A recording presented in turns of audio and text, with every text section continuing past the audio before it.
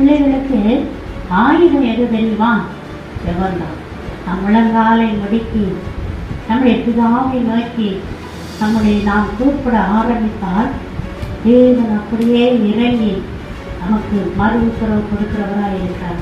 ஆனால் நாம் என்ன செய்ய வேண்டும் என்று சொன்னால் சோர்ந்து போகிறோம்.